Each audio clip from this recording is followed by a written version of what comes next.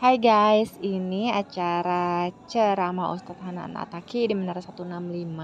Temanya Gwencanayo. Nah, akan dimulai sebentar lagi. Yuk kita simak bersama. Jangan lupa untuk like, subscribe, and comment channel aku ya guys. Thanks for watching. Selamat menyaksikan, semoga bermanfaat.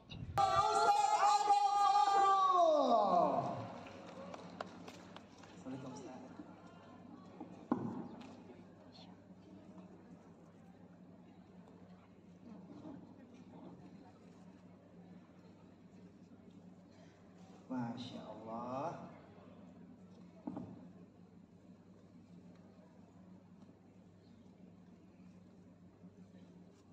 Apa kabar Gurunda? Sehat? Alhamdulillah, kamu nih Kak Caca sehat? Alhamdulillah. Lisan yang menggampangkan lisannya untuk mendoakan orang lain yang dibangun oleh Bapak Ari Ginanjar. Ini cerita asli dari lisan Bapak Ari Ginanjar sendiri mengatakan, waktu pembangunan gedung ini gedung 25 lantai. Paling atas ada masjid dan bahkan menjadi masjid paling tinggi entah se-Asia Tenggara entah di dunia. Masjid paling tinggi. Setelah itu di 2005 awal pembangunan, dan ketika 2005 sampai di lantai 3 pembangunannya berhenti. Pembangunannya nggak dilanjutkan. Akhirnya semua orang yang katanya teman sama Pak Ari Ginanjar meninggalkan Pak Ari Ginanjar. Ngapain bangun-bangun kayak gini? Udah gue bilang jangan bangun-bangun yang kayak gitu, percuma. Lihat sekarang jadi bangunan yang terbengkalai, jadi bangunan yang bangkai. Tengok nggak jelas kayak gini, udah lumutan. Akhirnya kan kayak gitu. Tapi setelah 2005 dan itu berlangsung lama banget dan ini nggak jadi-jadi sampai di lantai 3 doang. Ini lantai berapa ya? Lantai 2A, satu lagi lah di atas satu.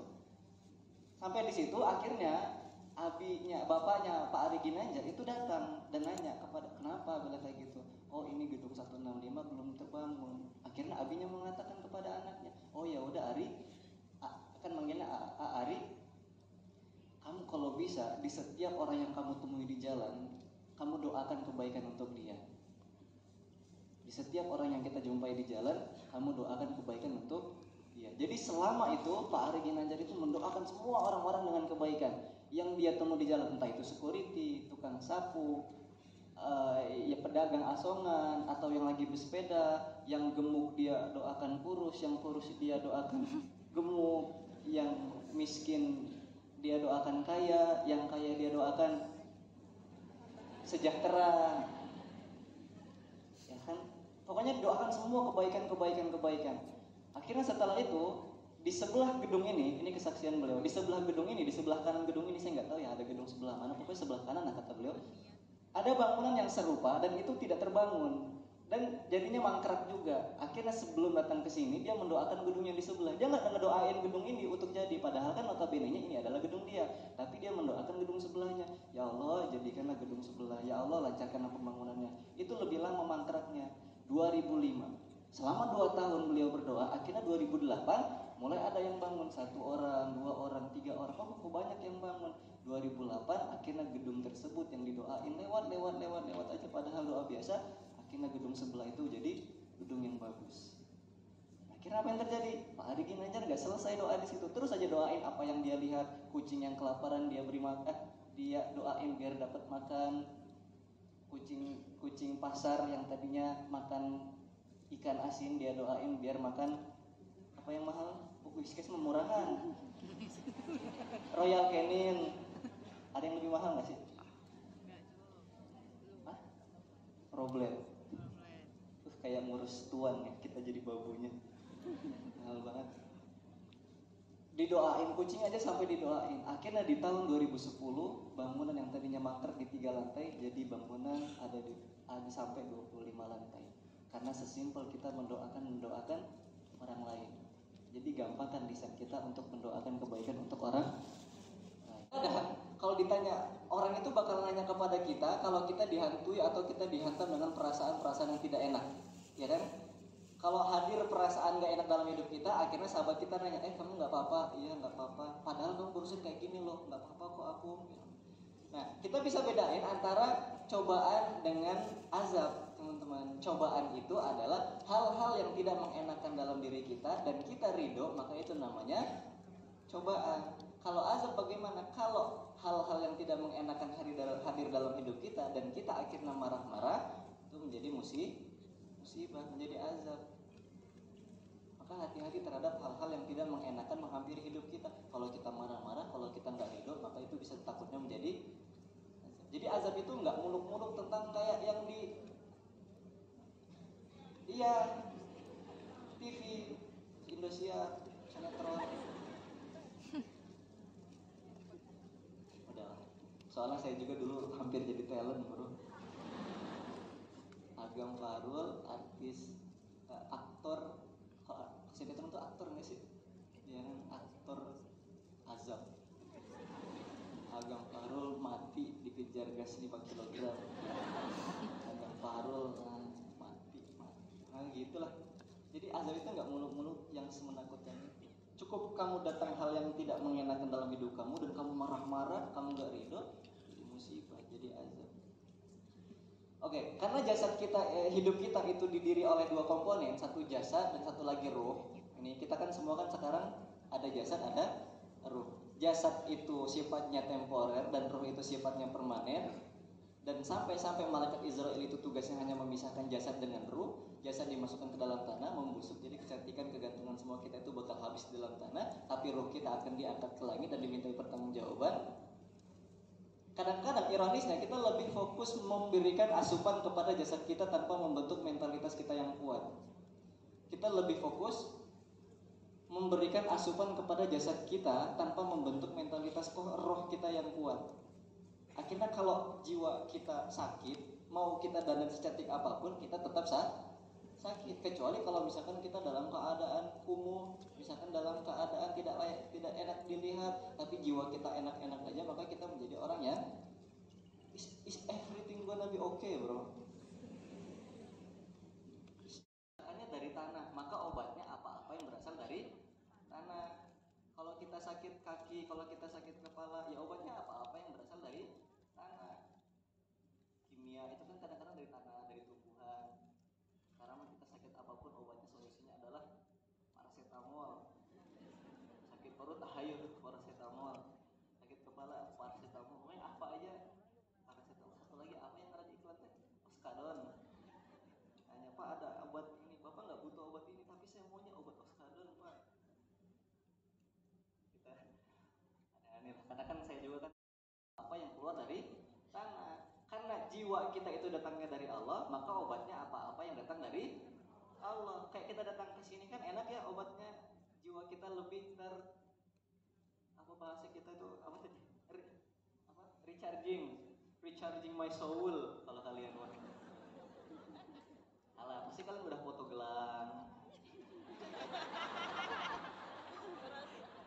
Ya kan? Foto di samping kepala Ustaz Hanan di luar.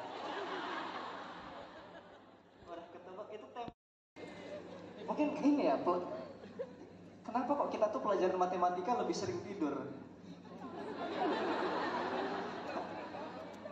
Karena terlalu susah jujur aja. Karena memang setenang itu. Jadi itu teman-teman, kenal sisa sedikit lagi. Beberapa pelajaran yang bisa kita pakai hari ini adalah gampang lisan kita untuk mendoakan orang lain. Doain aja. Kalau kita ingin doa kita seperti itu, doakan dulu orang lain. Kalau kita ingin pintar matematika, kita doakan dulu orang lain. Kalau kita ingin punya rumah, doakan dulu orang lain. Kalau kita ingin kebahagiaan dalam hidup kita, doakan dulu tetangga kita. Doakan diri kita kapan nanti. Karena memang malaikat mengatakan walaka bimitin, kamu akan mendapatkan apa yang saudaramu dapatkan. Yang kedua, tumbuhkan dalam hidup kita rasa al-adzullu wal inkisar, rasa tidak berdaya kita di hadapan Allah. Karena itu satu-satunya kunci bagaimana Rasulullah mencontohkan ketika perang Badar. Ketiga, tadi recharging my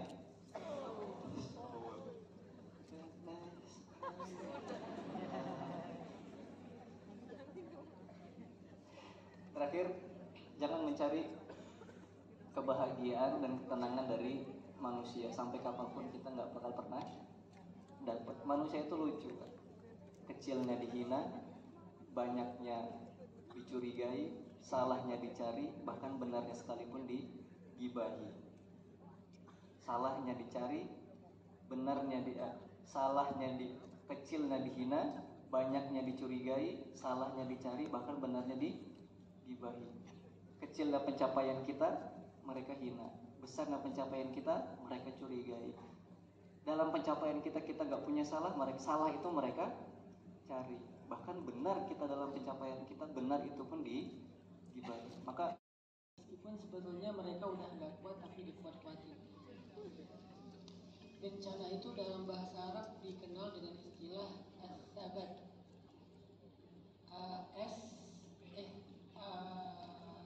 AT ya, ATTSABAT, as-sabat. Ada satu doa yang diajarkan Nabi tentang sabat, tentang Nabi gini, ya muqallibal qulub, tsabbit qalbi ala dinik. Ya Allah yang maha membolak-balikan hati, yang kadang happy, kadang tiba-tiba dia ngeluh. Jadi kayak swing moodnya tuh cepet banget. Atau kalau dalam mental issue itu ada kayak bipolar dan seterusnya. Yang hari ini happy besoknya susah, yang hari ini gembira besoknya tiba-tiba bersedih misalnya. Maka meminta untuk dikuatkan biar bertahan dalam keridhaan, dalam kerelaan hati itu ada doanya, namanya ya muqallibal qulub tsabbit qalbi ala dinik. Nah, jadi kita membahas tema bencana ini sebetulnya membahas tentang bagaimana cara bertahan ketika kita udah gak kuat lagi dan kita berpura-pura kuat. Banyak dari kita yang kadang dikasih beban dan kita ngerasa gak sanggup untuk menanggung beban tersebut.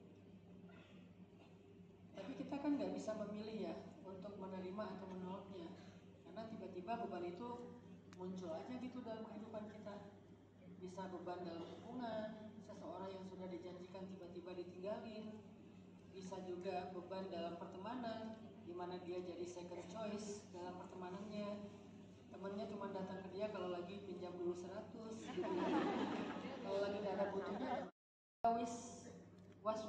was-was dalam benak kita untuk nyerah, untuk kayaknya saya mau mati aja, nauzubillah, atau kayaknya saya udah capek jadi orang baik, saya mau jadi orang biasa aja, aku nggak sanggup lagi dan seterusnya. Gimana caranya kita tetap bisa sabar bertahan walaupun kita harus muat-muatin diri, walaupun kita harus berpura-pura kuat. Ustaz, nggak apa-apa.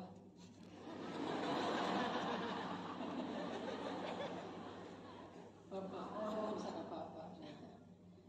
Jadi gimana caranya kita tetap bisa mengekspresikan verbal kita dengan kata-kata ana khair, ana radin, la ba's, ma'alish, bencana, aku rapopo, tenanaon, aku gak apa-apa. Apapun bahasanya, apapun translate-nya, sebetulnya itu adalah sebuah ucapan ketika seseorang ingin bertahan dalam sebuah ujian. Dan dia nggak pengen memperlihatkan kelemahannya atau memperlihatkan kerentanannya, memperlihatkan masalah dan aib pribadinya kepada khalayak ramai, sehingga dia mencoba untuk mengatakan aku nggak apa-apa. Dan tahukah kita, mengatakan nggak apa-apa dalam rangka menjaga kehormatan, dalam rangka menjaga aib orang-orang yang kita cintai, dalam rangka tidak mau memelas kepada manusia, maka itu adalah sebuah kemuliaan di sisi Allah. Jadi kalau kita bisa mengatakan bencana untuk menutupi aib pribadi, untuk nggak mau curhat di sosial media, untuk menutupi aib keluarga, untuk menjaga kehormatan, nggak mau memelas, kasihan kita nggak mau memelas misalnya, walaupun saya respect, tapi saya nggak mau hal ini menjadi sebuah perilaku yang dianggap umum, karena orang mukmin itu sangat menjaga kehormatan. Mereka tidak mau meminta-minta, mereka tidak mau memelas, mereka tidak mau merasa dirinya kayak rendah, terus berbelas kasih, memelas kasih kepada manusia. Itu orang mukmin menjaga sekali tentang hal itu, karena harga diri seorang mukmin itu luar biasa, bukan gengsi dan ego ya, tapi harga diri. Kita boleh cerita masalah kita ke orang terdekat, tapi tidak ke ruang publik. Kita Kita boleh curhat kepada orang yang kita percaya, tapi nggak kepada semua orang. Kita boleh ketahuan kalau kita itu lemah, kita itu nggak berdaya, kita lagi susah, tapi kita tidak mau mengiba kepada makhluk. Kenapa? Karena menjaga kehormatan. Dan menjaga kehormatan dengan mengatakan aku nggak apa-apa ke ruang publik kepada banyak orang demi menjaga diri kita agar tidak menghinakan diri kepada manusia, itu dalam Islam dikenal dengan istilah ta'affuf, atau bahasa lainnya menjaga iffah. Menjaga iffah itu kalau di Sunda menjaga ipah. Aku bilang nggak bisa bilang F ya. Itu fitnah. Kehormatan dirinya, keluarganya, orang-orang terdekatnya, bahkan bangsanya dijaga kehormatan. Jadi kita nggak pengen orang lain itu mengira kita itu kayak lemah, nggak berdaya, rendah, apa misalnya, ya pokoknya merendahkan diri di hadapan manusia itu dia nggak mau. Kehadapan manusia cuma merendahkan hati, bukan merendahkan diri. Rendah hati itu kan artinya humble, low profile, terus empati gitu kan. Tapi kalau merendahkan diri dia enggak. Kenapa? Karena menjaga harga diri, menjaga kehormatan, apalagi dalam rangka menutupi aib seseorang atau sekelompok orang, itu adalah namanya ta'affuf, menjaga iffah. Dan orang yang menjaga iffah itu derajatnya di sisi Allah tinggi banget. A'udzu billahi minasy syaithanir rajim. Bismillahirrahmanirrahim. Lil fuqara'il ladzina uhsiru fi sabilillahi la yastati'una darban fil ard yahsabuhumul jahilu aghniya'a minat la yas'aluna an-nasa ilhafa wa ma tunfiqu min khairin fa innallaha bihi alim. Coba cari kata ta'affuf, ada nggak kata ta'affuf? Yahsabuhumul jahil aghniya'a minat ta'affuf. Apa arti ta'affuf di situ? Kalau dalam Quran terjemah disebut dengan istilah meminta-minta. Sebetulnya bukan meminta-minta.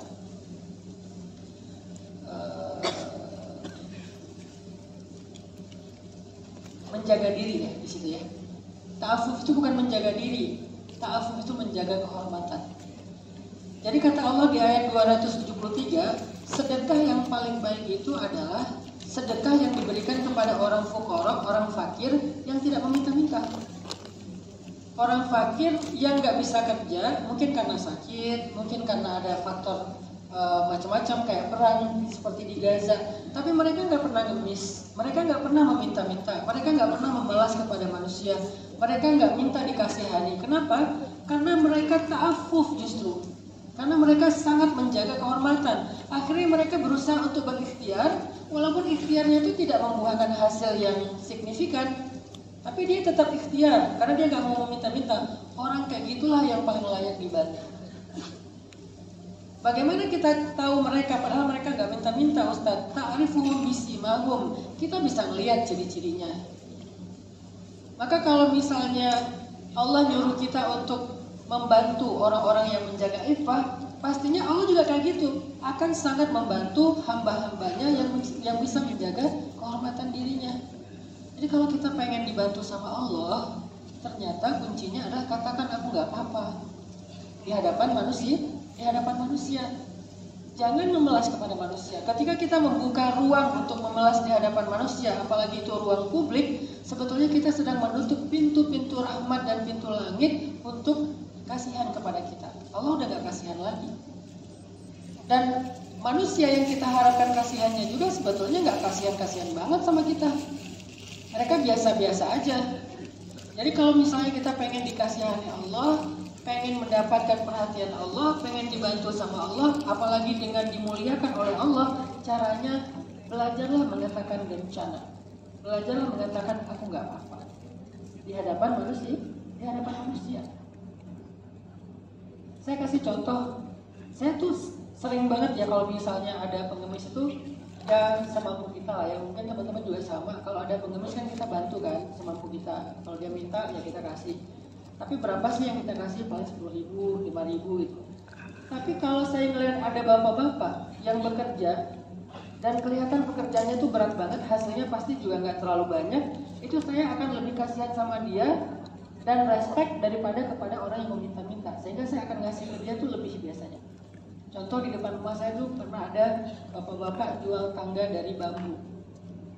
Lewat bawa tangga bambu tuh, tangga gitu. 3 tangga diangkut sendiri di atas pundaknya. Dan tangga itu kan berat banget, panjang lagi tuh. Tangga.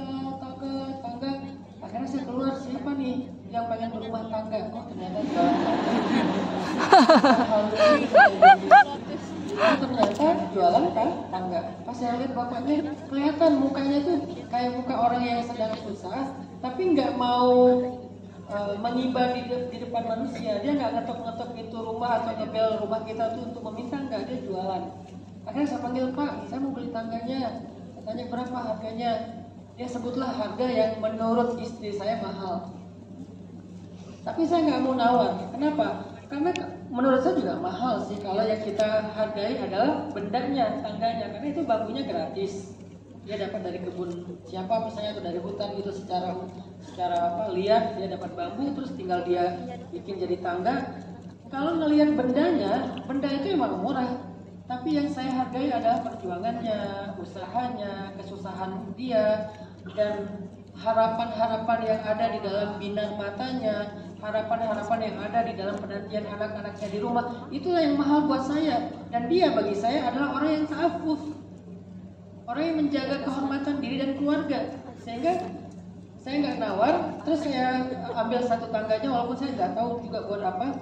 Ternyata akhirnya saya potong 2 jadi hiasan di dalam rumah untuk ditaruh-taruh kayak pot-pot gitu ya. Malah jadi hiasan, jadi bagus juga tuh setelah agak di furnish dikit lah gitu. Tapi sebelum itu saya ambil 1 tangganya, saya kasih dengan harga yang dia sebutkan, plus saya tambahkan beberapa kali lipat. Saya berpikir di situ, oh benar ya, kita tuh kalau menjaga kehormatan, orang akan lebih respect sama kita, sehingga orang akan membantu kita dengan bantuan yang jauh lebih mulia. Cara Allah membantu orang-orang yang mulia, Allah memperlakukan kita seperti Allah memperlakukan orang-orang yang mulia. Jagalah kemuliaan diri kita. Dan gencana adalah salah satu cara seseorang itu menjaga kehormatannya dengan berpura-pura nggak apa-apa di hadapan orang banyak. Nggak apa-apa kalau misalnya dia ngomong, aku tuh lagi nggak enak hati, aku lagi sedih, aku lagi ada banyak masalah. Ke orang terdekat oke. Tapi kepada orang banyak enggak. Dia jaga banget kehormatan dirinya. Apalagi kalau ini berkaitan dengan kehormatan keluarga, orang tuanya, atau misalnya pasangannya. Seorang istri kalau lagi dia nongkrong bareng teman-temannya, dia nggak mau sama sekali menyebutkan kesusahan rumah tangga mereka dengan suaminya, enggak. Tapi bukan. Saya selalu berusaha untuk menerjemahkan narasi agama kepada bahasa anak muda. Dan memang ada asal usulnya, walaupun ini bahasa Korea, tapi kan bisa diterjemahkan ke bahasa yang lain. Yang kalau dalam bahasa hadis itu namanya labaks. Labaksa itu artinya gak apa-apa. Kalau dalam bahasa Arab gaul namanya ma'alish. Ma'alish itu artinya bisa maaf, bisa gak apa-apa. Makanya seorang jurnalis senior di Gaza ketika kehilangan 2 putranya, dia bilang ma'alish. Ya udah nggak apa-apa, aku terima. Ya udah nggak apa-apa, aku terima. Ini adalah ungkapan yang cuma bisa diungkapkan oleh mereka-mereka yang punya kehormatan tinggi atau keimanan yang luar biasa. Mereka akan mengatakan aku nggak apa-apa, aku nggak apa-apa. Udah berdarah-darah, udah habis-habisan, udah diukir balik, tapi dia masih bilang aku nggak apa-apa, aku nggak apa-apa. Ini orang keren. Sama kayak kita ya, ketika kita lagi jaim di rumah orang kan, pas kita lagi bertamu, tiba-tiba anaknya atau kita yang punya rumah, orang bertamu ke rumah kita bawa anak-anaknya numpahin air, kita bilang apa? Gak apa-apa, kan gitu kan? Kenapa? Karena kita kan nggak mau jadi ketahuan sebagai orang yang temperamen atau jadi yang baperan. Kita pengen tetap dianggap sebagai yang punya rumah yang baik. Maka harusnya kita juga berusaha kayak gitu di hadapan manusia, sehingga Allah akan tingkatkan dan diangkat derajat kita. Jadi yang pertama nasihat para ulama tentang bencana itu teman-teman, belajarlah mengatakan aku nggak apa-apa untuk menutupi aib diri kita, aib keluarga kita, atau bahkan untuk menjaga kehormatan kita. Nanti apa yang akan Allah janjikan kalau kita kayak gitu? Allah berjanji akan mengangkat derajat kita manzilatan min di derajat yang tinggi min Allah, dari Allah SWT, dan dengan derajat yang tinggi itu Allah akan berikan kita pertolongan yang tidak disangka-sangka. Itu yang pertama. Yang kedua, kata-kata gencana atau nggak apa-apa itu menurut saya adalah ungkapan orang-orang yang masih berharap kepada Allah kalau suatu saat Allah akan menolong dia. Jadi menurut saya kata-kata nggak apa-apa ketika kita sedang apa-apa, ketika kita sedang susah, banyak masalah, tapi kita bilang nggak apa-apalah, itu adalah sebuah ungkapan seseorang yang masih berharap Allah akan tolong dia. Dan selama kita mengatakan itu, ya udah nggak apa-apa, nanti akan Allah berikan jalan keluar, ya udah nggak apa-apa, nanti Allah ganti, ya udah nggak apa-apa, nanti Allah angkat derajat, ya udah nggak apa-apa, nanti Allah begini, nanti Allah begitu. Jadi nggak apa-apanya karena Allah. Maka dalam bahasa hadis itu disebut dengan istilah intizarul faraj min Allah, menunggu datangnya pertolongan Allah Subhanahu wa taala. Dan tahukah kita apa kebaikan menunggu datangnya pertolongan Allah? Ternyata kata Nabi, orang yang menunggu datangnya pertolongan Allah itu disebut orang yang afdalul ibadah, melakukan ibadah yang terbaik. Jadi ketika kalian sakit, kalian bilang gak apa-apa, insya Allah nanti Allah kasih kesembuhan. Selama kalian belum sembuh, kalian itu sedang beribadah dengan ibadah terbaik. Ketika kalian sedang susah, kalian bilang gak apa-apa, nanti Allah kasih jalan keluar. Maka selama jalan keluar itu belum terjadi, kalian itu sedang beribadah setiap hari dengan ibadah terbaik. Karena menunggu datangnya pertolongan Allah adalah afdalul ibadah, ibadah yang paling afdal, ibadah yang paling baik. Termasuk ketika menunggu jodoh, gak apa-apalah masih sendiri, gak apa-apalah kemana-mana sendiri, gak apa-apalah gak ada yang nemenin, gak apa-apalah gak ada yang kasih perhatian, gak apa-apalah kalau gak ada yang sayangin, gak apa-apalah terus. Semoga nanti suatu saat Allah berikan jodoh, semoga nanti jodohnya dari sisi Allah dengan jalan-jalan yang tidak terduga. Semoga kalian menunggu dengan tabah, kalian gak mau nyerah dulu, kalian bertahan, maka itu afdalul ibadah.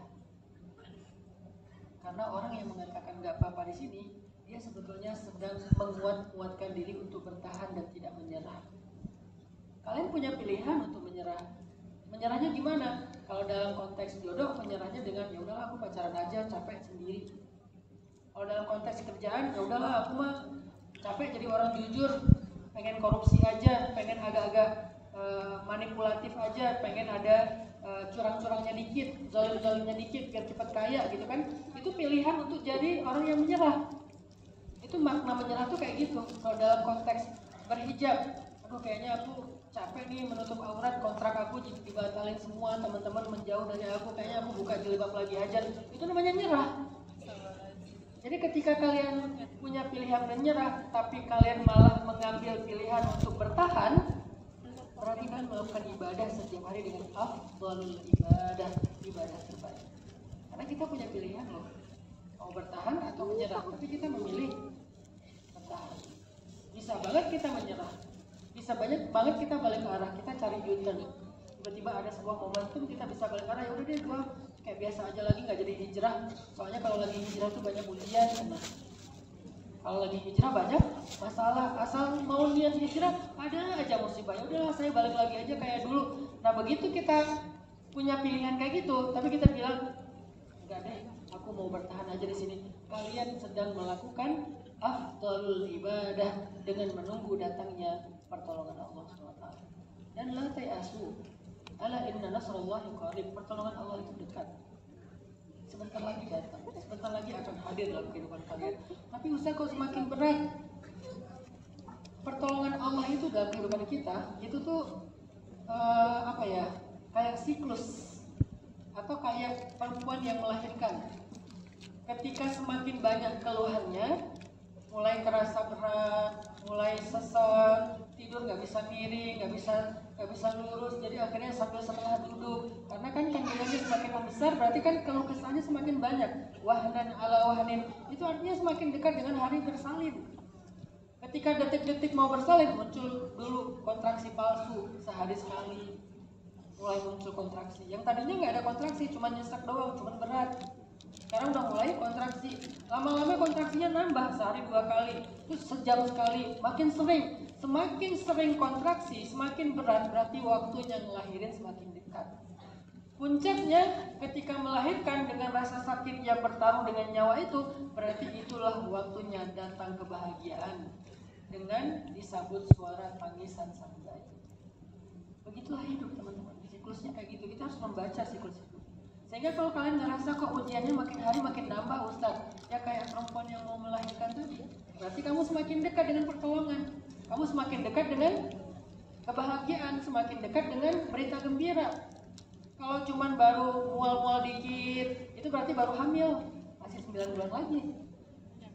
Kalau baru kemudian jadi ngidam pengen makan durian blackthorn yang harga 1 kilonya 2,5 juta gitu ya, itu mungkin masih 8 bulan lagi mau lahiran. Mulai muntah-muntah, oh mungkin 7 bulan lagi. Mulai agak berat, nggak enak tidur, nggak enak duduk, nggak enak ngapa-ngapain, oh mungkin 5 bulan lagi. Mulai berat banget, oh mungkin sebulan lagi. Mulai kontraksi, oh mungkin beberapa hari lagi. Kontraksinya makin sering, oh mungkin beberapa jam lagi. Kontraksi banget, oh mungkin beberapa menit lagi. Puncaknya, puncak rasa sakit itu diiringi dengan puncaknya berita gembira. Jadi fa inna ma'al usri yusra itu berbarengan gitu. Ibunya menjerit kesakitan, lalu langsung ditutup dengan jeritan kebahagiaan, suara tangisan bayinya sebagai berita gembira bagi sakit. Itulah hidup. Nah, penantian kalian untuk hari yang bahagia, untuk sebuah pertolongan, sebuah kejutan dari Allah, sambil kalian mengatakan aku nggak apa-apa, ya udahlah nggak apa-apa, aku terima. Itu tuh kata Nabi, afdalul ibadah, ibadah terbaik. Jadi poin kedua, bencana itu adalah ucapan orang-orang yang tabah, yang menunggu datangnya pertolongan Allah, dan bagi mereka di sisi Allah dicatat seperti melakukan ibadah terbaik setiap hari. Setiap kali kalian mengatakan aku nggak apa-apa, ya udahlah nggak apa-apa, berarti setiap kali itu juga kalian melakukan ibadah terbaik. Apa ibadah terbaik? Bisa sholat terbaik, bisa zikir terbaik, bisa sedekah terbaik, bisa puasa terbaik, bisa umroh terbaik. Itu kan semuanya ibadah-ibadah terbaik.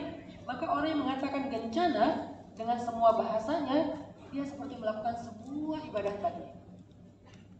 Jadi ketika kalian mengatakan aku nggak apa-apa, kalian tuh kayak baru pulang umroh. Aku nggak apa-apa, kalian tuh kayak baru sedekah sekian M mungkin. Aku nggak apa-apa, kalian tuh kayak baru puasa Arafah. Aku nggak apa-apa, kalian tuh kayak baru khatam Al-Quran, tilawah. Aku nggak apa-apa, kalian tuh kayak baru zikir dan sholawat dengan angka yang banyak, bisa ribuan kali. Hanya dengan mengatakan, ya udahlah nggak apa-apa, ya udahlah nggak apa-apa, bertahan, sampai Allah datangkan jalan keluar dan pertolongannya. Itu namanya afdhalul ibadah. Nabi yang ngomong kayak gitu. Jadi bencana ini bukan main-main teman-teman. Kalau saya bawa kepada narasi Islam, ternyata bencana ini adalah sebuah kalimat mulia. Walaupun tadinya entertain, cuman video lucu-lucuan doang, tapi sebetulnya pesannya luar biasa. Dalam Islam itu ada, walaupun bahasanya adalah aku ridho kepada Allah, la ba's, gak apa-apa lah gitu. Diterjemahkanlah ke bahasa Korea, walaupun itu bukan asal usulnya ya. Ini lebih kepada dibawa kepada Islam, ternyata ada juga gitu pesan-pesan bencana. Itu yang kedua teman-teman. Jadi kata Nabi, intidharul faraj minallah afdalul ibadah. Menunggu datangnya pertolongan Allah itu adalah sebaik-baik ibadah. Fa innash syada'id la tadum. Hujan itu tidak akan abadi. Kata para ulama, al-masaib atau asy-syada'id la tadum. Hujan itu tidak akan abadi. Salah satu pasien kita udah cutting kan, cuttingnya bukan tangan lagi, udah di sini kan cuttingnya kan, terus di videonya, terus kita jemput, dia ditemukan dengan psikiater, ditanya sama psikiater, kamu kenapa masih bertahan nggak bunuh diri? Karena orang-orang di level dia tuh udah banyak yang mencoba untuk bunuh diri kan, dia masih bertahan. Ternyata ada 3 alasan dia bertahan nggak bunuh diri. Nomor ketiganya apa? BTS. Alasan ketiga dia bertahan adalah BTS. army sejati nggak sih? Dia kayak ngerasa bahwa rugi banget gua mati kalau masih ada BTS. Gue gak mau mati dulu, gue pengen tahu tentang gosip terbaru BTS-nya, performance-nya mereka, album terbaru mereka, yang lagi wajib militer gimana keadaannya, segala macam gitu kan. Dia kayak pengen update banget tentang BTS, makanya dia bertahan hidup. Coba bayangin, saya gak mau judging di sini. Tapi ternyata dengan alasan entertain aja, itu bisa menjadi alasan seseorang bertahan loh, padahal entertain doang gitu. Apalagi yang lebih daripada entertain, yaitu iman, ibadah, cinta, mahabbah. Harusnya bisa lebih kuat lagi membuat kita bertahan. Dan kita pengen belajar itu. Gimana caranya Allah itu jadi alasan saya bertahan. Nabi pernah kayak gitu soalnya. Ketika Nabi diusir dari Taif, Nabi dilempari batu, Nabi diperlakukan kayak maling, dikejar keluar masuk kebun kurma orang, sampai malam Nabi itu seharian dikejar-kejar. Malam dalam keadaan beliau dosa sendiri, lapar, dingin, baru berdarah pelipisnya karena dilempari batu. Nabi bilang gini ke Allah dalam curhat doanya. Kata Nabi, ya Allah, apapun yang terjadi kepada aku, selama engkau tidak marah, gak apa-apa ya Allah. Itu alasannya. Yang penting kau gak marah ya Allah. Mau aku diserang sama musuh, mau aku diusir sama musuh, mau aku babak belut, selama engkau tidak marah kepada aku ya Allah, aku gak apa-apa. Bisa nggak kita bilang gitu? Ya Allah, selama engkau gak marah kepada aku, ujian ini gak apa-apa. Ya Allah, selama engkau gak marah sama aku, kesendirian ini gak apa-apa. Ya Allah, selama engkau gak marah kepada aku, hilangnya pekerjaan ini gak apa-apa. Ya Allah, selama engkau tidak marah kepada aku, hilangnya orang yang pernah ada rasanya di hatiku, gak apa-apa. Gak apa-apa, gak apa-apa, gak apa-apa. Alasannya karena yang penting Allah gak marah. Itu tuh keren banget sih. Gimana sampai ke level itu Ustaz? Sederhananya, lakukan 2 riyadhah, 2 exercise. 1 banyakin zikir, 2 banyakin tafakkur. Zikir yang banyak sehari-hari. Allah, Allah, Allah, Allah, Allah, Allah. Atau la ilaha illallah, subhanallah. Boleh nyebut Allah aja.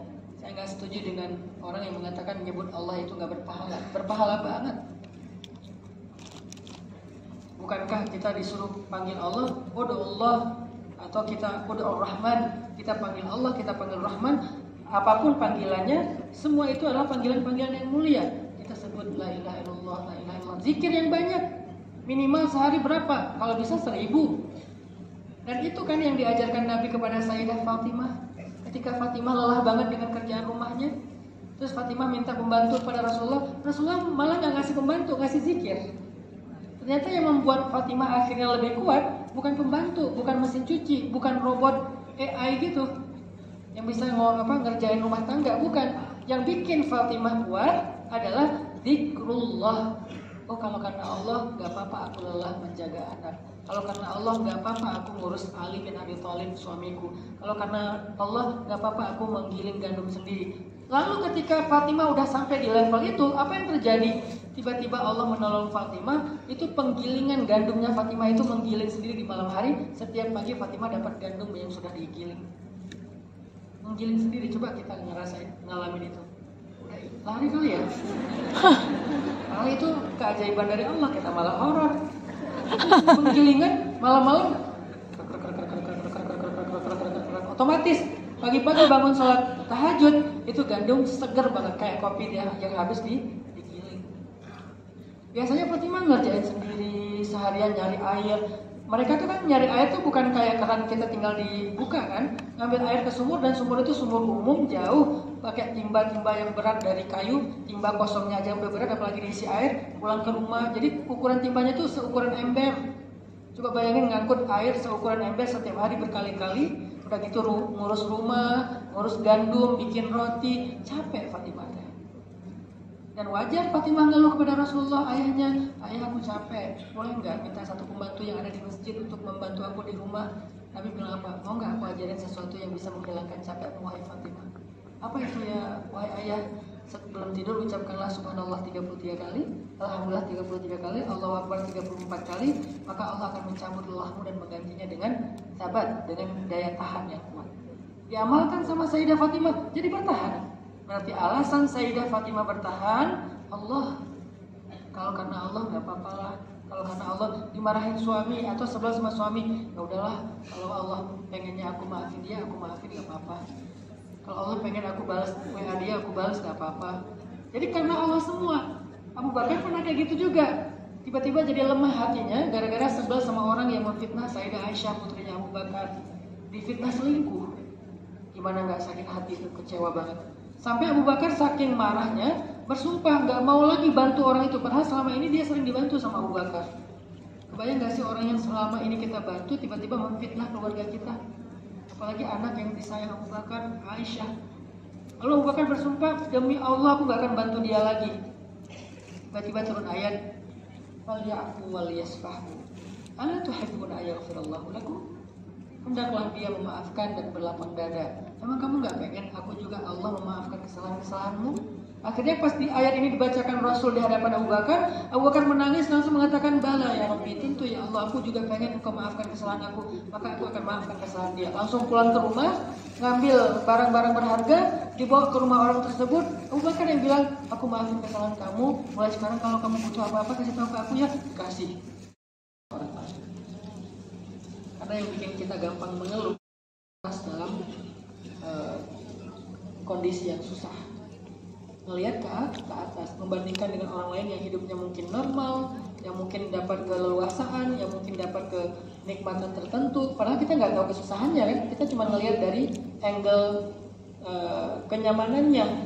Kita nggak ngelihat angle dari perjuangannya, strugglingnya kayak gimana dia di balik layar. Kita nggak lihat itu, kayak kita cuma ngelihat penyanyi tampil perform dengan baik di atas stage.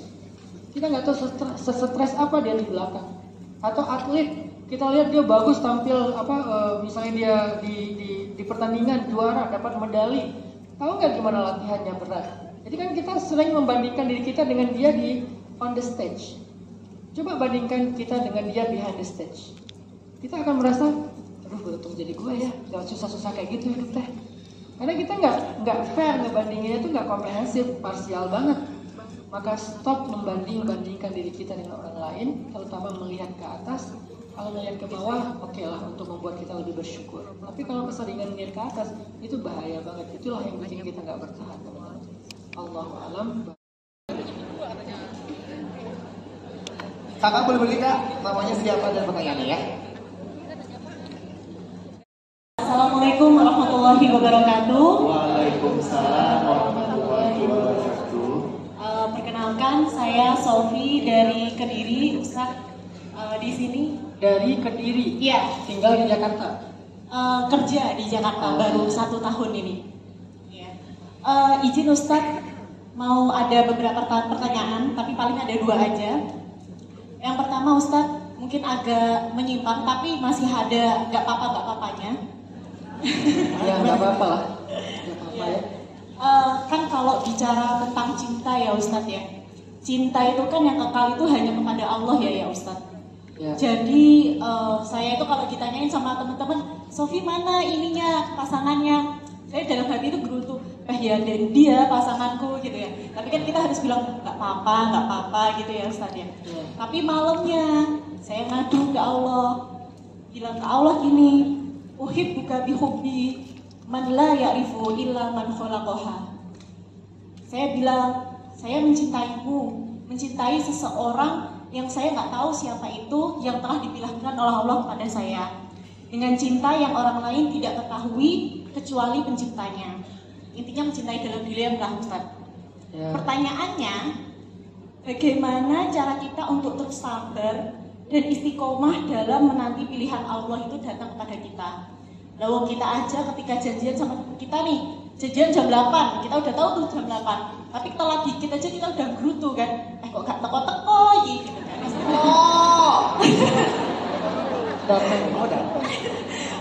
Oh gak datang gitu. Nah apalagi menanti sesuatu yang kita tidak tahu kapan dia datang, seperti itu. Terus habis itu yang kedua, apakah salah Ustaz kalau kita itu memiliki kriteria jodoh? Contoh, saya pingin nih dapatnya mas-mas Jawa gitu. Ini beneran ya? Tapi ternyata kita kan nggak tahu ya namanya jodoh ya Ustaz ya. Ternyata saya Maksudnya, jodohnya AA abang-abang. Bandung. Nah, Atau abang-abang Sumatera. bisa jadi Ustaz. Nah, itu itu nanti takutnya kan malah menjauhkan jodoh saya gitu. Apakah boleh memiliki kriteria seperti itu? Sama yang terakhir nih Ustaz, kapan? Tiga dong. Iya, nggak apa-apa ya Pak ya. Jadi kan kita bilang ke orang nggak apa-apa. Tapi sampai mana sih batasnya kita bilang kalau kita itu nggak apa-apa? Contoh kita ngerasa udah kayak pusing, ini analoginya ya. Kita udah pusing, udah kayak rasa badan ini nggak enak gitu loh. Tapi kita ditanyain orang nggak apa-apa. Tapi sampai akhirnya kita semaput, pingsan maksudnya. Gitu. Nah, kan malah jadi ngerepotnya ya Ustaz ya kalian. Mungkin batasannya sampai mana kita bilang nggak apa-apa, yang akhirnya kita sharing nih ke orang buat membantu kita. Seperti itu Ustaz. Terima kasih. Mbak siapa tadi namanya? Mbak Sofi. Sofi ya, dari Kediri. Mbak Sofi satu kampung sama yang punya ayah mana ini. Oh, siapa Mas Jajan Ustaz? orang Kediri juga. Oh, Istrinya sih. Info doang. Iya. Nanti bisa ketemu di belakang. Oke Mbak Sofi, ada 3 pertanyaan ya berarti ya. Satu tadi apa? Aku sampai lupa. Tentang apa namanya, gimana caranya kita istiqomah dalam menanti sesuatu yang kita tidak tahu kapan dia itu datang kepada kita.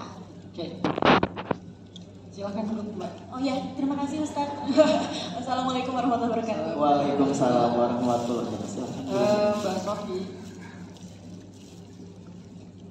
menunggu kalau kepada Allah itu bukan menunggu namanya, tapi melakukan ibadah terbaik. Itu yang kita coba maknai. Beda kalau sama teman, ketika yang tadi bahasanya telah sebentar kita ngerutu gitu, karena kita ngerasa bahwa itu kesia-siaan, itu sebuah kebosanan, itu sebuah wasting time misalnya, menghabiskan waktu untuk for nothing atau untuk kerugian gitu ya. Itu kalau ke manusia. Kalau ke Allah kan hadisnya nggak kayak gitu. Menunggu intizar dalam kaitannya kepada Allah itu tuh bukan sedang menunggu diam atau nggak ngapa-ngapain dan nggak ada nilai apa-apa. Justru itu menunggu kepada Allah itu sedang beribadah. Dan memang ada ungkapan kayak gini, likulli syai'in ajaluh. Semua itu ada waktunya. Kalau belum waktunya nggak bisa dipaksain. Atau kalau sudah waktunya nggak bisa juga ditunda. Likulli syai'in ajaluh. Maka tugas kita sebagai hamba adalah menunggu ajalnya. Ajal itu kan bukan cuma tentang kematian kan. Ajal itu adalah waktunya yang Allah pilihkan untuk sesuatu. Untuk masalah jodoh, masalah rezeki, masalah kesembuhan, masalah selesai dari masalah. Apapun itu ada ajalnya teman-teman. Jadi hidup kita itu adalah potongan-potongan ajal. Atau rangkaian-rangkaian waktu dan waktu. Makanya di ulama mengatakan hidup itu adalah waktu. Ada penyair mengatakan hidup itu adalah waktu. Artinya dari satu ajal ke ajal yang lain, dari satu fase ke fase yang lain. Begitu juga tentang jodoh. Jadi kita nggak bisa dengan mengatakan bahwa Allah kok nggak ngasih saya jodoh. Bukan nggak ngasih, memang Allah untuk jodoh kita itu ditentukan waktunya di usia sekian. Sama kayak Sayyidah Khadijah. Usia berapa Sayyidah Khadijah ketemu jodohnya? 40. Sebelumnya nikah sih 2 kali, tapi yang pertama meninggal, yang kedua cerai. Apakah itu jodoh? Bukan, itu ujian untuk Sayyidah Khadijah. Jadi Sayyidah Khadijah itu pernah diuji dengan 2 laki-laki. Yang satu berakhir dengan kematian, yang satu lagi berakhir dengan perceraian. Nunggu bertahun-tahun sampai kemudian di usia 40 tahun yang menurut kita kayaknya udah telat. Justru Sayyidah Khadijah bertemu dengan sosok anak muda yang sempurna, bahkan kekasih Allah yang masih berusia 25 tahun. 25 tahun Hijriah loh ya. Mungkin kalau di Indonesia kan di Masehi kan sekitar 21 tahun, 22 tahun. Karena kan Masehi lebih panjang daripada Hijriah. Mungkin sekitar 21 atau 22 tahun versi kita. Tapi versi Hijriahnya 25 tahun. Berarti Sayyidah Khadijah itu memang Allah takdirkan ajal jodohnya itu di usia 40 tahun. Tapi apapun takdir Allah, pasti ada alasannya kenapa kayak gitu. Mungkin kalau Sayyidah Khadijah nggak lulus dengan 1 dan 2 pasangannya yang pertama, Sayyidah Khadijah nggak pantas untuk Rasulullah. Jadi Allah bentuk dulu kesiapan Sayyidah Khadijah sampai dia ada di level perempuan hebat, perempuan tabah, perempuan bijaksana, perempuan sabar, perempuan apa, udah pantas akhirnya ketemulah dengan laki-laki sempurna. Maka likulli syai'in ajalu, segala sesuatu itu ada waktunya. Tapi menunggu waktunya tiba di sisi Allah bukanlah sebuah kesia-siaan. Niatkan untuk ibadah. Sehingga para ulama bilang, dengan cara apa mereka akan menyakiti aku? Apakah diasingkan? Bagi aku keterasingan adalah i'tikaf berdua dengan Tuhanku, khalwah. Dengan apa aku diasingkan? Dengan cara dibunuh? Bagi aku dibunuh itu syahadah, dapat pahala syahid. Bagi apa aku diasingkan dengan cara disiksa? Disiksa bagi aku penggugur dosa. Jadi orang beriman itu selalu menemukan value dari setiap adegan kehidupan dia. Ketika di penjara dia bilang i'tikaf, ketika diasingkan dia bilang khalwah, ketika disiksa dia bilang penggugur dosa, ketika dibunuh dia bilang syahadah. Coba dengan cara apa dia akan rugi? Gak ada ruginya. Makanya Nabi bilang, ajaban li amri mu'min.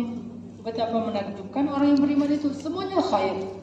Di Mbak Sofi, niatkan penantian kita sebagai sebuah ibadah. Gak bisa memang dipercepat. Itu udah ketentuan Allah kayak gitu. Tinggal kita siap apa enggak gitu aja. Yang kedua, gimana kalau misalnya kita punya spek tertentu tentang jodoh gitu ya. Padahal ternyata mungkin takdirnya jodoh kita nggak sesuai dengan spek itu. Spek itu tujuannya adalah bagian dari berharap yang baik-baik kepada Allah. Nanti kalau ternyata takdir kita memang bukan sesuai dengan spek, Allah akan menggantinya dengan yang lebih baik atau sama dalam bentuk yang lain. Gak akan dirugikan. Spek itu kan kayak berdoa kan, ya Allah pengen suami yang hafiz 30 juz. Ternyata ketemunya yang hafal juz 30. Oke. Kan gak sesuai spek kan? Ternyata Allah takdirkan bukan suami kita yang hafiz 30 juz, tapi anak. Kan yang penting kita punya ada keluarga yang hafal 30 juz yang nanti bisa ngasih kita syafaat untuk masuk surga kan. 10 orang loh diselamatin, salah satunya mungkin ya kita gitu. Apakah kita sebagai istri atau kita sebagai ibu gitu. Maka Allah akan memberikannya kalau nggak pada diri suami, pada anak. Yang pasti harapan kita tadi itu nggak akan sia-sia. Atau bisa juga mungkin waktu awal menikah dia emang nggak 30 juz, tapi karena asbab itulah dia ngajak kita, yuk kita ngafal Quran bareng, siapa tahu kita bisa khatam bareng. Akhirnya khatamnya bareng, sama-sama suami istri hafizoh, bisa kayak gitu. Kalau dia udah hafiz duluan, mungkin dia nggak akan ngajak kita untuk menghafal Quran. Ya udahlah kita terima-terima aja punya suami yang hafiz. Jadi ngerasa udah tenang gitu. Banyak alasan lah. Yang penting spek itu tidak akan membuat kita rugi. Boleh banget kita meminta dengan kriteria tertentu. Ya Allah, saya pengen suami orang Jawa. Ketemu orang Sumatera, tapi gayanya kayak orang Solo. Sulawesi. Kayak orang Solo misalnya. Gak ada Sumateranya. Saya kan orang Sumatera kan. Istri saya dulu berdoanya kayak gini, ya Allah, ada 4 kriteria suami yang saya harapkan. Kalau bisa 4 ini dikabulkan. 1, jangan orang Sumatera. Bukan masalah ras ya, dia kayak nggak siap mungkin dengan gayanya, karena kan orang Sumatera agak to the point kan. Orang Jawa kan agak basa-basi mungkin gitu. Suami dia itu 4 yang dia hindari, 4-4-nya ada di saya. Jangan lebih muda, jangan ini, jangan ini. 4-4-nya ada di saya. Pas awal-awal kita nikah tuh dia agak shock sih dengan gaya saya, masih Aceh banget waktu itu. Saya belum tinggal di Bandung, jadi belum nyunda lah, masih Aceh banget kan. Kalau ngomong itu kayak patah-patah gitu. Bahasa Aceh itu kan agak patah-patah ya. Dia kayak kaget. Padahal saya nggak marah, cuma memang bahasanya gitu. Dia bilang, kok kamu marah? Enggak, aku nggak marah. Kamu marah loh. Kamu marah. Ya udahlah. Laki selalu salah kan. Akhirnya saya ditinggal pergi. Kita mau foto bareng tuh berdua waktu itu. Foto apa? Post wed ya. Apa istilahnya? Bukan pre-wed sih. Setelah gitu. Post wedding kan berarti. Karena kita nggak ada pre-wed. Mau foto bareng setelah nikah. Jadinya naik tram yang di tengah kota Kairo itu yang lambat tuh yang sampai pelan-pelan gitu kan. Dia naik yang paling depan, gerbong depan, saya di belakang karena dia lari duluan, nggak mau bareng saya. Saya kejar di belakang di slow motion. Akhirnya saya naik ke atas gerbong yang paling belakang, pegangan, lihat dia turun nggak. Setiap ada pemberhentian halte, saya tuh liatin dari samping. Kira-kira dia turun nggak? Oh nggak turun. Lanjut sampai dia turun, saya turun. Kita foto bareng, tapi mukanya gini. Masih ada sekarang. Kenapa? Karena dia nggak siap dengan pola komunikasi saya. Karena kita kan nggak pacaran langsung ini kan. Akhirnya pas saya bilang, harusnya saya bilang gini, cepetan yuk. Saya malah bilang cepetan bah. Bah itu menurut dia kayak kasar gitu kan. Kalau di Aceh kan bah itu lah gitulah. Kayak ya yuk bah lah pakai bah. Kok bah sih? Dia pikir bah itu kayak bahasa Jawa boh gitu ya. Jadi dia kayak kasar gitu kan. Akhirnya kita jadi nggak boleh ngomong kayak gini, pelan-pelan. Cuman ada baiknya. Baiknya apa? Ternyata kebaikan-kebaikan yang ya masing-masing kan punya lebih kurangnya kan, punya plus minusnya. Akhirnya dia jadi belajar, gitu ya, jadi gitu ya. Sekarang saya tanya, kamu nyesal nggak punya suami orang Sumatera? Enggak gitu. Alhamdulillah. Jadi bukan ketika kita bikin kriteria itu jadi kemudian mengurangi kebaikan, enggak sama sekali. Selama kita berharapnya kepada Allah. Yang terakhir apa tadi? Bilang nggak apa-apa ya. Lihat konteksnya juga, Mbak. Kalau bentuknya nggak apa-apa supaya nggak mengeluh, memang seharusnya kita selalu berusaha nggak apa-apa. Tapi kalau nggak apa-apa untuk menjelaskan tentang sebuah keadaan, malah kita tutupi, rasanya itu nggak tepat konteksnya. Misalnya kita lagi sakit, udah pusing, udah pucat gitu ya, diajak jalan sama teman, kamu nggak apa-apa? Nggak apa-apa. Kan pingsan nanti semaputnya. Kalau semaput siapa yang repot? Semua orang ikut repot kan? Jadi daripada kita semaput di jalan ya, daripada kita pingsan di jalan, ya udah kita nggak apa-apa juga bilang nggak apa-apa. Cuman bukan dalam rangka mengeluh kan itu. Dalam rangka apa? Dalam rangka kayak biar dia tahu juga kita lagi apa-apa gitu. Tapi kalau kayak mengeluh bahwa aku ini adalah orang yang paling sengsara di dunia, aku tuh hidupnya susah banget segala macam, kepada semua orang, bukan kepada orang yang punya kebutuhan untuk tahu berita tentang kita, itu namanya mengeluh. Makanya saya bilang enggak serta-merta 100% enggak apa-apa ke semuanya, enggak. Ada kalanya kita perlu jujur, ada kalanya kita perlu curhat, tapi kan kita pilih-pilih. Kalau orang yang kita nggak punya kepentingan apapun, ya ngapain sih kita tunjukin belas kasihan bahwa diri kita di paling sengsara? Enggak.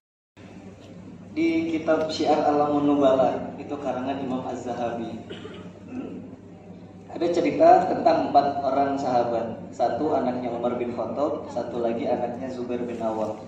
Satu anak Umar bin Khattab namanya Abdullah bin Umar, 3 anak Zubair bin Awam namanya Abdullah, Mus'ab, sama satu lagi itu Abdullah, Mus'ab, satu lagi Urwah bin Zubair. Akhirnya mereka mengadakan majelis duduk-duduk di dekat Hijr Ismail. Tahu ya Hijr Ismail? Ada lingkaran kecil di dekat Ka'bah. Di situ kan kalau doa makbul mustajab kalau doa di situ.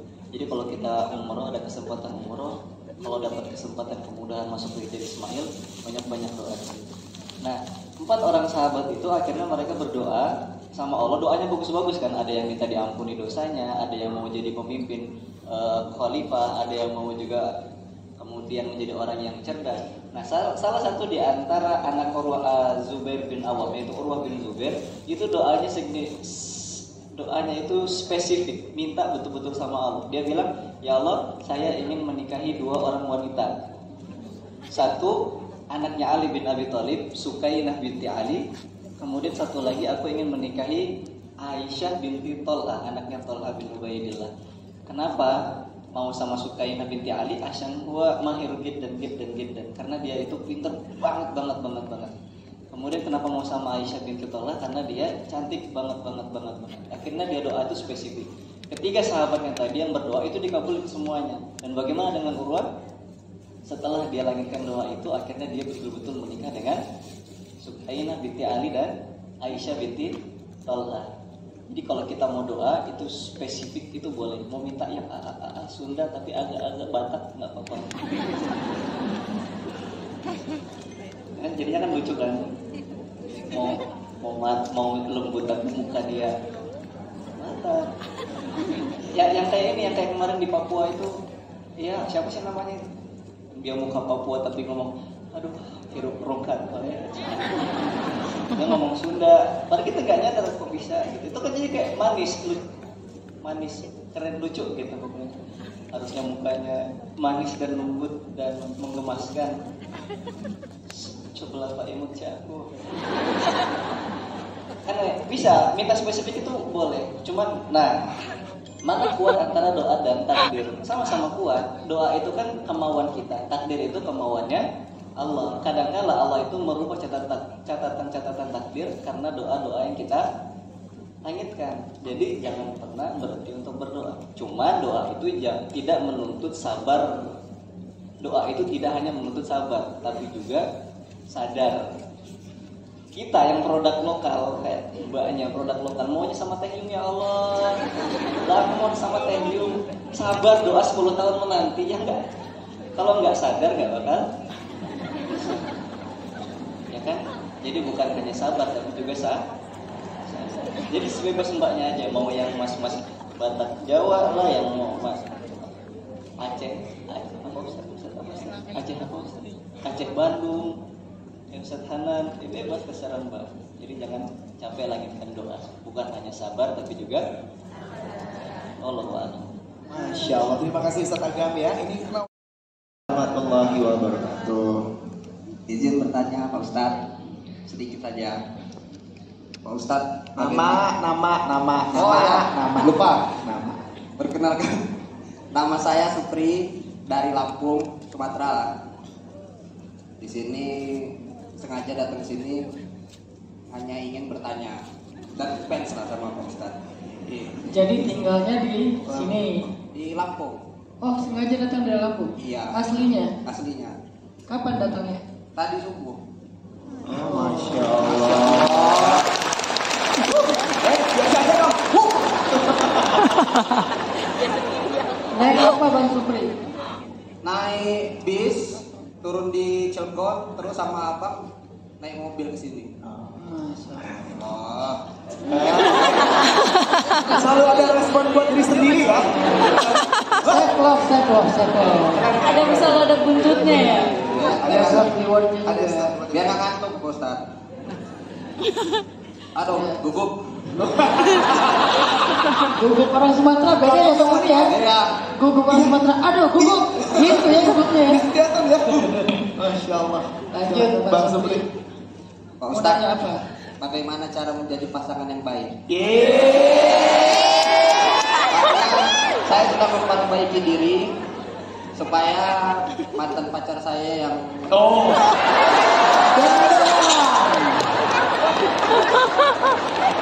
yang kemarin tidak jadi menikah. Saya kemarin rencana menikah di akhir tahun bulan 12 Tahun? tahun kemarin 2023. Tapi di bulan Julinya putus. Iya. Tadi kita udah mau berempati, sedih, tapi melihat ekspresinya nih ya. Dia bilang, bulan ini putus. Itu kenapa ya? Jadi kita kayak, Jadi sekarang saya ingin memperbaiki diri supaya saat Allah mengabulkan doa saya dan dia dikembalikan lagi kepada saya telah Masih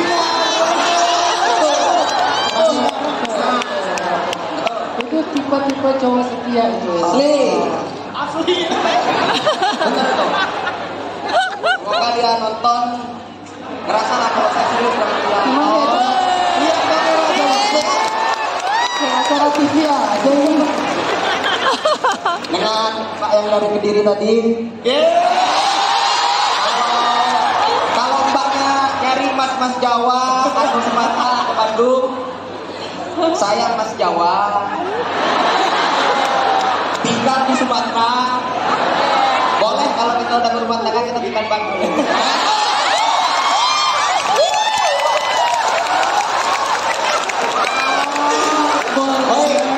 Bukannya tadi lagi setia-setianya. Mana pilihan terbaik dari Allah aja Pak Ustadz. gitu. Apalagi pertanyaannya udah Mas Supri. Udah cukup itu aja Pak Ustadz. Saya kesini karena doa juga Pak Ustadz. Alhamdulillah. Kemarin saya pesan tiketnya habis. Ternyata siang saya lihat di Instagram setelah sholat Jumat ada penambahan kuota. Jadi lagi sholat Jumat liatin Instagram.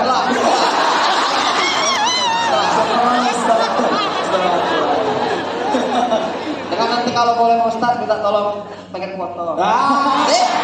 Makasih Pak Ustadz. Assalamualaikum warahmatullahi wabarakatuh. Waalaikumsalam warahmatullahi wabarakatuh. Saya tadi udah husnuzon, laki-laki setia. Baru diomongin langsung beralih. Masya Allah. Mas Supri.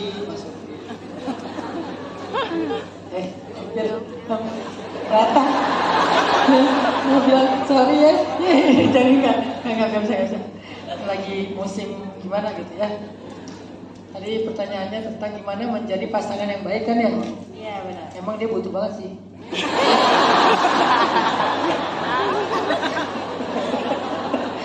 Kalau pengen jadi pasangan yang baik yang bisa jawab tuh Ustaz Agam. Silakan Ustaz.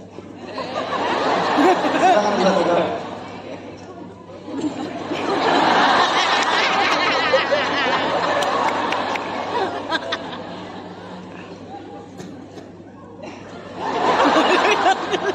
Enggak, tadi kan dia bilang mau notice cewek dia yang diputusin bulan Juni, Iya. menunjukkan kalau dia setia. Betul. Tapi jangan notice yang itu.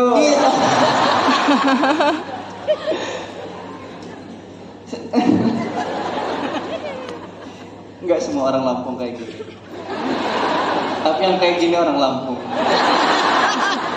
Enggak, saya juga tetanggaan. Dia sebelah Lampung itu kota saya. Pagaralam Palembang. Jadi deket. Tapi sifatnya beda, mungkin saya nggak sesetia itu sih sebenarnya.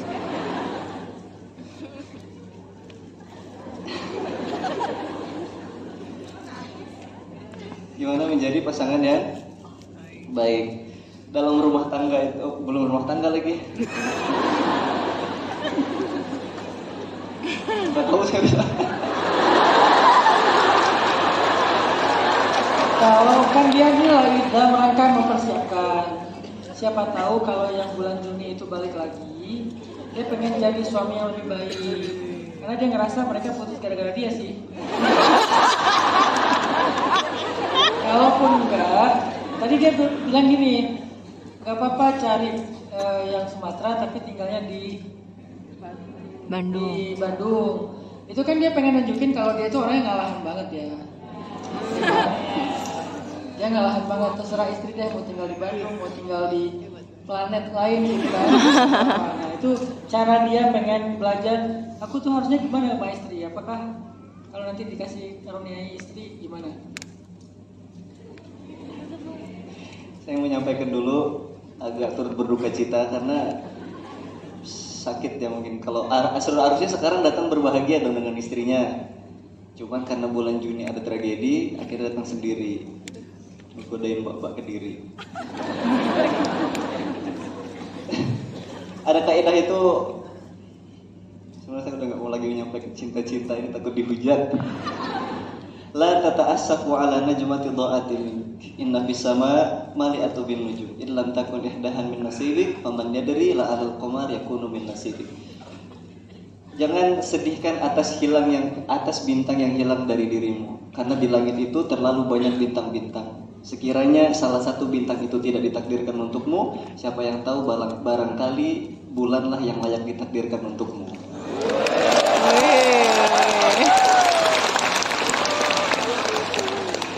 Iya, kalau masnya bulan ini masnya meteor. Enggak bisa enggak. Biasa kalau candaan orang Sumatera memang kayak gitu.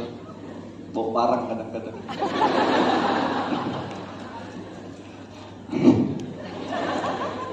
Udah nggak tahu lagi Ustaz. Ustaz aja. Ya kita ambil nasihat dari ulama ya, bukan dari saya, karena saya bukan yang ahlinya juga.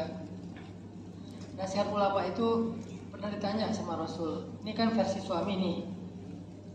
Seorang suami nanya ke Rasul gini, ya Rasulullah, berapa kali seorang suami harus bersabar kepada istrinya dalam sehari? Dalam sehari berapa kesalahan istri yang suami itu nggak boleh marah? Kata Nabi 70. Jadi kalau belum 70 baru 69. Itu suami nggak boleh marah sama istri. Arti 70 di sini kan bukan angka ya. Kalau angka nanti cewek-cewek pada ngitung tuh. Kan baru 10. Tapi habis subuh udah 10. Duha tambah jadi 20 ya. Pas udah mau isya udah 69 udah. Jadi orang yang baik aja sekarang udah 69. Tapi suami nggak boleh marah, bukan angka sebetulnya. Artinya usahakan jangan pernah marah. Karena Nabi itu nggak pernah marah loh. Bisa ya Nabi nggak pernah marah. Keren banget sih emang Nabi itu. Nggak pernah marah sama istri, nggak pernah ngebentak, nggak pernah mencela. Kalaupun Nabi pernah menasehati karena Nabi agak sedikit ngerasa kasihan sama Aisyah, waktu Aisyah agak cemburu kepada Sofia ya, sampai Aisyah bilang, Sofia tuh kan gitu kan, pakai bahasa fisik gitu kan, karena Sofia nggak setinggi Aisyah. Jadi Sofia itu kan gitu. Terus kata Nabi, wahai Aisyah, ucapan kamu itu kalau dicelupin ke dalam lautan, maka seluruh air laut itu akan berbau bangkai. Artinya apa? Kamu sedang menggibah. Karena menggibah itu sama dengan memakan bangkai. Tapi ngomongnya tuh enggak, ya Aisyah, enggak gitu. Enggak teriak, enggak marah-marah. Dan ketika Nabi bilang 70 kali, Nabi juga mudah mempraktekannya di antara keluarga beliau. Segimanapun beliau agak ngerasa nggak nyaman karena kecemburuan itu, Nabi tetap sabar. Nah, makanya kenapa saya bilang ini bukan nasihat dari saya juga masih belajar. Nasihat dari orang yang paling baik, yang sempurna, Rasulullah SAW, suami terbaik di muka bumi. Kata Nabi, bisa nggak kita sabar seolah-olah 70 kali kesalahan itu belum marah kepada pasangan? Jadi sabar aja udah lebih dari cukup untuk seorang perempuan. Jadi sabar aja udah lebih dari cukup. Karena hari ini banyak sekali suami-suami yang gak sabar kepada istrinya, sehingga disakiti istrinya mental dan fisiknya. Dengan kata-kata, dengan fisiknya disakiti. Perempuan itu kan untuk dijaga, bukan untuk disakiti dengan kemarahan seorang suami.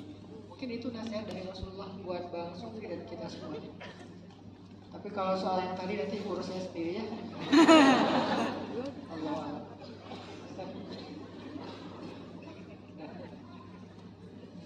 Masya Allah. Boleh tepuk tangan untuk Bunda kita. Jawabannya.